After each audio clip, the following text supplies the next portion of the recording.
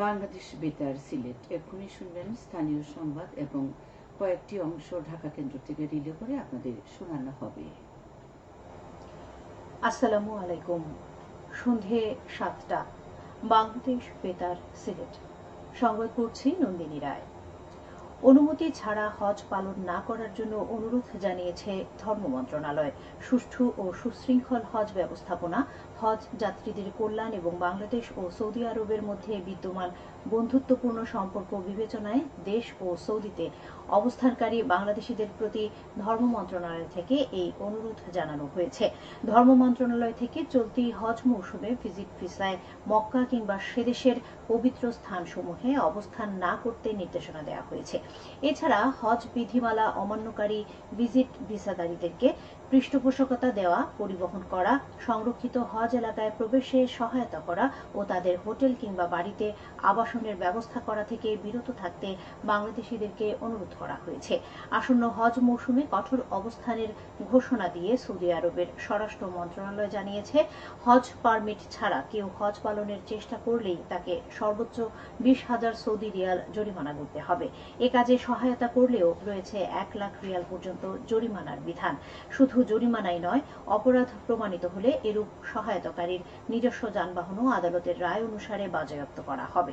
Saudi সরকার আরও জানিয়েছে, যদি কোনো বিদেশি নাগরিক নির্ধারিত সময়ের অতিরিক্ত সময় অবস্থান করে কিংবা বৈধ অনুমতি ছাড়াই হজ পালনের চেষ্টা করে, তাহলে তাকে দেশ থেকে বহিষ্কার করা হবে এবং পরবর্তী 10 বছর তাকে সৌদি আরবে প্রবেশ করতে দেয়া হবে না। জিলকদ মাসের 1 তারিখ থেকে জিলহজ মাসের 14 তারিখ পর্যন্ত এই বিধান কার্যকর থাকবে। বিশ্ব টুনা দিবস আজ। প্রতি বছর 2রা মে বিশ্বব্যাপী পালিত হয় দিবসটি। টুনা মাছের গুরুত্ব সম্পর্কে সচেতনতা বাড়াতে জাতিসংঘ 2017 সালে এই দিবসটি প্রতিষ্ঠা করে। জাতিসংঘের মতে বিশ্বের অনেক দেশ খাদ্য নিরাপত্তা ও পুষ্টি উভয়ের জন্য টুনা মাছের উপর নির্ভরশীল। বর্তমানে 96টিরও বেশি দেশে টুনা মৎস্য চাষ করা হয়। দৈনিক চাহিদা মেটাতে প্রতি পাউন্ড ওজনে 0.36 গ্রাম প্রোটিন সরবরাহ করে টুনা মাছ বেশিরভাগ সময়ই ভূমধ্য সাগর, আটলান্টিক এবং প্রশান্ত মহাসাগরে পাওয়া যায়। এখানে 40টিরও বেশি প্রজাতির টুনা মাছ পাওয়া যায়, কিন্তু ক্রমাগত টুনা শিকারের কারণে তারা এখন বিলুপ্ত প্রায়। তাই তাদের বিলুপ্তির হাত থেকে বাঁচাতে প্রতি বছর 2রা মে বিশ্ব টুনা দিবস পালিত হয়। বিশ্ব মুক্ত গণমাধ্যম দিবস আগামীকাল। 1991 সালে ইউনেস্কোর 26তম সাধারণ অধিবেশনের সুপারিশ মোতাবেক 1993 সালে জাতিসংঘের সাধারণ সভায় 3রা মে তারিখটি বিশ্ব মুক্ত গণমাধ্যম দিবস হিসেবে স্বীকৃতি দেওয়া হয়। সেই থেকে প্রতি বছর সারা বিশ্বে দিবসটি পালিত হয়ে আসছে।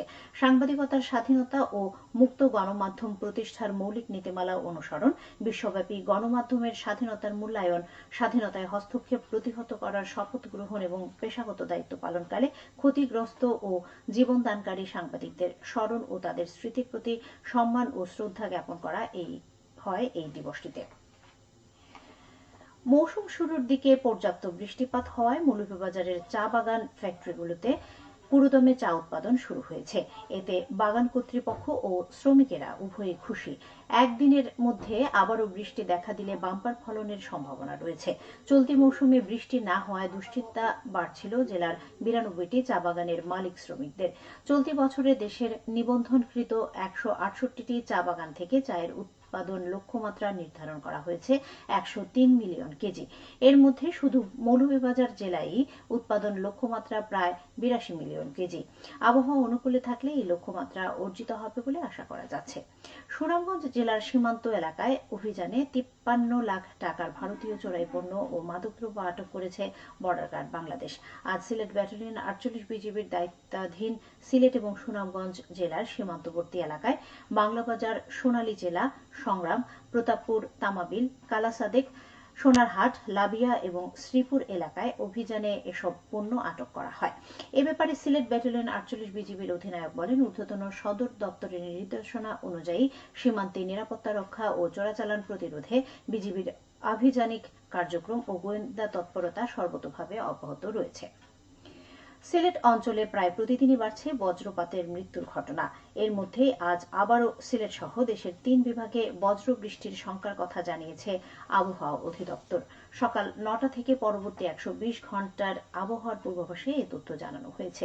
আবহাওয়াবিদ AK.M. নাজমুল হক জানান, বরিশাল, চট্টগ্রাম ও সিলেট বিভাগের 2-1 জায়গায় অস্থায়ীভাবে দমকা হাওয়া সহ বৃষ্টি অথবা বজ্রসহ বৃষ্টি হতে পারে।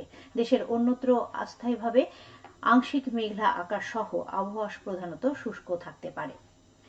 মৌলভীবাজার জেলার রাজনগর, জুড়ী ও কমলগঞ্জ উপজেলার 3টি ভূমি অফিসের নির্মাণ কাজ শেষ হয়েছে। একত্রে প্রায় 5 কোটি টাকা ব্যয় হয়েছে। 3 তলা ভিত বিশিষ্ট 2 তলা এসব ভবনে আধুনিক সুযোগ সুবিধা সহ মোট 8টি কক্ষ রয়েছে, যা হস্তান্তরিত হলে প্রশাসনিক দাপ্তরিক কাজে গতি বৃদ্ধি পাবে এবং সেবা গ্রহীতাদের দুর্ভোগ লাঘব হবে। গণপূর্ত অধিদপ্তর তা বাস্তবায়ন করছে। সবশেষে আবহাওয়া। রাত 1টা পর্যন্ত পূর্বাভাসে বলা হয়েছে, সিলেট সহ পার্শ্ববর্তী এলাকায় পশ্চিম উত্তর পশ্চিম দিক থেকে অস্থায়ীভাবে ঘন্টায় সর্বোচ্চ 60 কিলোমিটার বেগে দমকা থেকে ঝোড়ো হাওয়া বয়ে যেতে পারে। সেই সঙ্গে হতে পারে বৃষ্টি অথবা বজ্রসহ বৃষ্টিপাত। এসব এলাকার নদীবন্দর সমূহকে 1 নম্বর সতর্কতা সংকেত দেখিয়ে যেতে বলা হয়েছে। আজ সিলেটের সর্বোচ্চ তাপমাত্রা ছিল 33.3 ডিগ্রি এবং সর্বনিম্ন 21 ডিগ্রি সেলসিয়াস। বাতাসে আর্দ্রতা ছিল সকালে 81 এবং সন্ধ্যায় 53%।